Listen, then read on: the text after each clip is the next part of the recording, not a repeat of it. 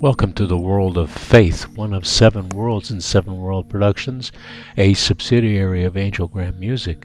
My name is Gino, and I am the sole owner of Angelgram Music as well as executive director of 7 World Productions. Continuing our series, In Search of Faith, here is the final part of Hinduism. Hinduism Part 5. Hope you enjoy. Hinduism Part 5. Rituals. Most Hindus observe religious rituals at home. The rituals vary greatly among regions, villages, and individuals. They are not mandatory in Hinduism. Nature and place of rituals is an individual's choice. Some devout Hindus perform daily rituals such as worshipping at dawn after bathing, usually at a family shrine, and typically includes lighting a lamp and offering foodstuffs before the images of deities, the recitation from religious scripts, the singing of devotional hymns, yoga, meditation, chanting mantras, and others. Vedic rituals of fire oblation and chanting of Vedic hymns are observed on special occasions, such as a Hindu wedding. Other major life stage events, such as rituals after death, include the yana and chanting of the Vedic mantras. The words of the mantras are themselves sacred and do not constitute linguistic utterances. Instead, in their application in Vedic rituals, they become magical sounds, a means to an end. In the Brahmanical perspective, the sounds have their own meaning. Mantras are considered primordial rhythms of creation, preceding the forms to which they refer. By reciting them, the cosmos is regenerated, by enlivening and nourishing the forms of creation at their base. As long as the purity of the sounds is preserved, the recitation of the mantras will be efficacious, irrespective of whether their discursive meaning is understood by human beings. Life cycle rites of passage. Major life stage milestones are celebrated as the rites of passage in Hinduism. The rites of passage are not mandatory and vary in details by gender, community, and regionally. Many of the middle first millennium BC lists 48 different milestones, while other texts composed centuries later list between 12 and 16. The list of these in Hinduism include both external rituals such as those marking a baby's birth and a baby's name-giving ceremony, as well as inner rites of resolutions and ethics such as compassion towards all living things and positive attitude.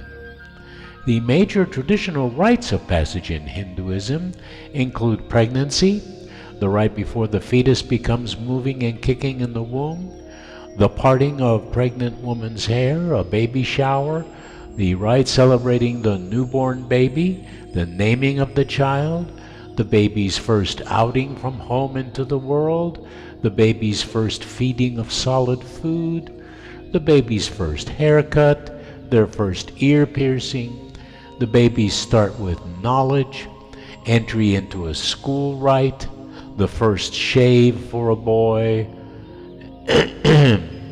and the first graduation ceremony, the first wedding, fasting, spiritual studies, the cremation of an adult, the burial for a child.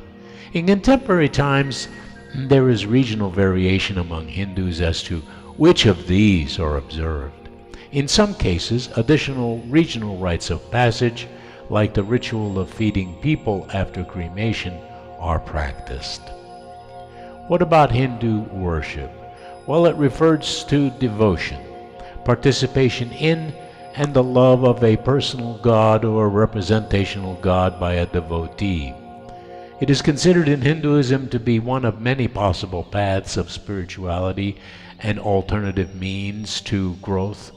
The other paths left to the choice of a Hindu are the path of knowledge, the path of works, the path of contemplation, and meditation.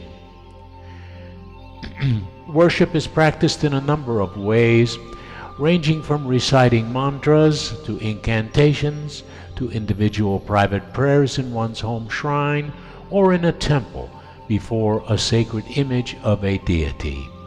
Hindu temples and domestic altars are important elements of worship in contemporary Hinduism. While many visit a temple on special occasions, most offer daily prayers at a domestic altar, typically a dedicated part of the home that includes sacred images of deities or gurus. One form of daily worship is supplication, a ritual in which a flame is offered and accompanied by a song of praise. It can be used to make offerings to entities ranging from deities to human exemplars. In many temples, where the primary deity is an incarnation of Vishnu, in temples and home shrines it is offered to be considered by followers to be Supreme God. Other personal and community practices include puja as well as ayarti, where devotional verses and hymns are read or poems are sung by a group of devotees. While the choice of the deity is at the discretion of the Hindu, the most observed traditions of Hindu devotion include Vaishnavism, Shaivism, and Shaktism, which we've spoken of before. A Hindu may worship multiple deities. At the same time, ultimate reality, cosmic spirit, an absolute spiritual concept called Brahman. There are also practices and spiritual activities aimed at refining one's state of mind, knowing God, participating in God, internalizing God. And practices are popular and easily observable and are an aspect of Hinduism. Concurrent Hindu practices include a belief in God without attributes and God within oneself. Then there are the festivals. Hindu festivals are ceremonies that weave individual and social life. Hinduism has many festivals throughout the year where the dates are set by the lunar solar Hindu calendar, many coinciding with either the full moon or the new moon, often with seasonal changes. Some festivals are found only regionally, and they celebrate local traditions. The festivals typically celebrate events from Hinduism, connoting spiritual themes and celebrating aspects of human relationships, such as the sister-brother bond. The same festival sometimes marks different stories depending on the Hindu denomination, and the celebrations incorporate regional themes, traditional agriculture, local arts, and family get-togethers. Pilgrimage. Excuse me. Many adherents undertake pilgrimages, which have historically been an important part of Hinduism and remain so today. The process or journey associated with these is according to the Hindu texts, the Skanda Purana. There are 3 different kinds. The tirtha is to a place movable, another is a place immovable, and then there are the holy rivers, is a place of mind of truth, charity, patience, compassion, soft speech. Anything that has a salvific value to a Hindu and includes pilgrimage sites such as mountains or forests or seashore or rivers or ponds, as well as virtues, actions, studies, or state of mind. Most include large sections along with tourist guides, which describe sacred sites and places to visit. Many are mentioned as particularly holy sites, along with geographies where major rivers meet or join the sea. Another major pilgrimage on the eve of the solar festival. This pilgrimage rotates at a gap of 3 years among 4 sites. This is one of the world's largest mass pilgrimages by the Godavari River, with an estimated 40 to 100 million people attending the event. At this event, they say a prayer to the sun and bathe in the river. Some pilgrimages are part of a vow, which a Hindu may make for a number of reasons. It may it may mark a special occasion, such as the birth of a baby, or as part of a rite of passage, such as a baby's first haircut, or after healing from a sickness. It may also be the result of prayers answered. An alternative reason for some Hindus is to respect wishes or in memory of a beloved person after his or her death. This may include dispersing their cremation ashes in a region, in a stream, river, or sea to honor the wishes of the dead. Other reasons for this type of pilgrimage in Hinduism is to rejuvenate or gain spiritual merit by traveling to famed temples or bathe in rivers such as the Ganges. And this type of pilgrimage has been one of the recommended means of addressing remorse and to perform penance for unintentional errors and intentional sins.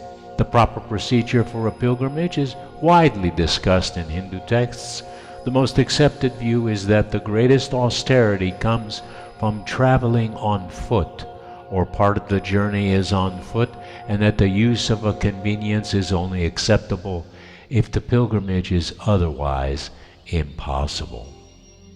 The term Hindu culture refers to mean aspects of culture that pertain to the religion, such as the festivals that we've talked about, dress codes followed by the Hindus, which can be inspired from the culture of India and Southeast Asia.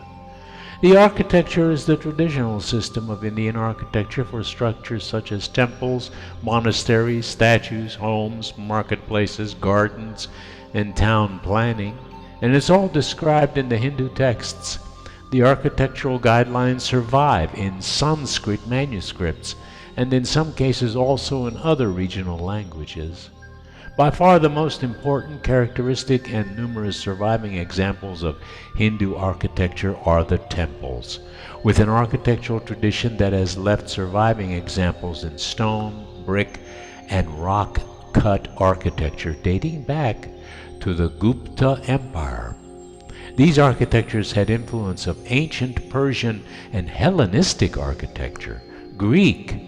Far fewer secular Hindu architecture have survived into the modern era, such as palaces, homes, and cities. Ruins and archaeological studies provide a view of early secular architecture in India. Studies on Indian palaces and civic architectural history have largely focused on the Indo-Islamic architecture, particularly of the northern and western India, given their relative abundance.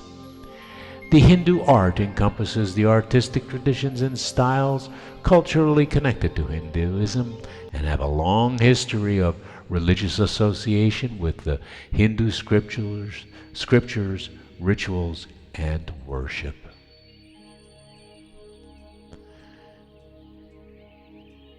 The yoga. In whatever way a Hindu defines the goal of life, there are several methods that are yogas that sages have taught for reaching their goal. Yoga is a Hindu discipline which trains the body, mind, and consciousness for health, tranquility, and spiritual insight. An individual may prefer one or some yogas over others according to his or her inclination and understanding. Practice of one yoga does not exclude others. The modern practice of yoga as exercise has a contested relationship with Hinduism. Hinduism has developed a system of symbolism and iconography to represent the sacred in art, architecture, literature, and worship. These symbols gain their meaning from the scriptures or cultural traditions. The syllable Om, which represents the Brahman and the Atman, has grown to represent Hinduism itself, while other markings such as the swastika sign represent auspiciousness. And there are food customs, the respect for all life, because divinity is believed to permeate all beings, including plants and non-human animals. In accordance, many Hindus embrace vegetarianism to respect higher forms of life. Estimates of strict vegetarians in India includes adherents of all religions who never eat any meat, fish, or eggs. Those who eat meat seek a quick death method of meat production and dislike slow blood death method, believing that quick death method reduces suffering to the animal. The cow in Hindu society is traditionally identified as a caretaker and a maternal figure, and Hindu society honors the cow as a symbol of unselfish giving, the selfless sacrifice, the gentleness and tolerance. Some Hindus, such as those belonging to the Shaktism tradition and Hindus in regions such as Bali and Nepal, practice animal sacrifice. The sacrificial animal is eaten as ritual food. In contrast, other Hindus abhor and vigorously oppose animal sacrifice. The institutions, basically, they are temples. A Hindu temple is a house of God. It is a space and structure designed to bring human beings and gods together, infused with symbolism to express the ideas and beliefs of Hinduism. A temple incorporates all elements of Hindu cosmology. The highest spire or dome representing Mount Meru, which is a reminder of the abode of Brahma in the center of spiritual universe. The layout, the motifs, the plan, and the building process recite ancient rituals, geometric symbolisms, and reflect beliefs and values innate within various schools of Hinduism. They come in many styles, diverse locations, deploy different construction methods, and are adapted to different deities and regional beliefs. Two major styles of Hindu temples include the Gopuram style found in South India and the Nagara style found in North. Yet despite their differences, almost all Hindu temples share certain common architectural principles, core ideas, symbolism, and themes.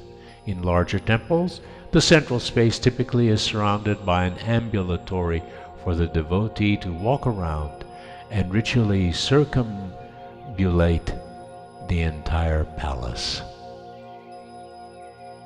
Traditionally, the life of a Hindu is divided into 4 stages of life. They are the student, the householder, the retired, and the renunciation. The first represents the bachelor student stage of life, refers to the individual's married life, and then the duties of maintaining a household, raising a family, educating one's children, leading a family-centered and social life.